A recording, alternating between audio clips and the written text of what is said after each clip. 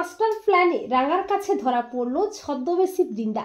হ্যাঁ বন্ধুরা, আমরা এমনটাই দেখতে পাবো রাঙামতি তীরন্দাজ ধারাবাহিকের আগামী পর্বগুলোতে। রাঙা বলে যে উড়ানবাবুর ক্ষতিটা করার চেষ্টা করেছে তাকে মুখ ছাড়বক নাই।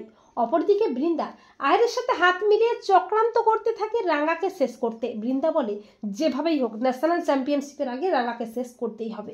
এরপর মাঝরাতে বৃন্দা যখন ঘুমোচ্ছে তখন একটা ইঁদুর ঢুকে বৃন্দার ছদ্মবেশী চুলটাকে টেনে নিয়ে চলে যায়। পরদিন রাঙা অনেক সকালে একাডেমিতে আসে প্র্যাকটিসের জন্য।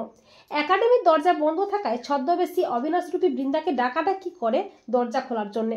রাঙার ডাকাডাকিতে বৃন্দা উঠে পড়ে, কিন্তু ছদ্মবেশী চুলটা কোথাও খুঁজে না পেয়ে কি করবে বৃন্দা কিছুই বুঝতে পারে না।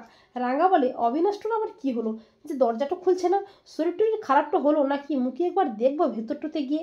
বৃন্দা ধরা পড়ার ভয়ে পালানোর চেষ্টা করে, আর ঠিক তখনই রাঙাও দরজা ভেঙে ভেতরে ঢুকে আসে। আর ভেতরে এসে ছদ্মবেশী বৃন্দাকে দেখে চমকে যায় রাঙা। রাঙা বলে বড় বৌদি, তুই অবিনাশের ছদ্মবেশে আমাদের একাডেমিতে কাজ বানিয়েছিস, মোর ক্ষতিও করতে, তাই না? তোকে মুখ ছাড়বক নাই। এরপর রাঙা অফিসার সত্যজিৎকে তক্ষুনি ফোন করে ডাকে। এরপর অফিসার সত্যজিৎ তার টিম নিয়ে এসে বৃন্দাকে অ্যারেস্ট করে। তো বন্ধুরা, তোমরাও এটাই চাও তো যে ইঁদুরের মাস্টার প্ল্যানেই যেন রাঙার কাছে হাতে নাতে ধরা পড়ে ছদ্মবেশী বৃন্দা? কমেন্ট করে এক্ষুনি জানিয়ে দাও তোমাদের মতামতটি।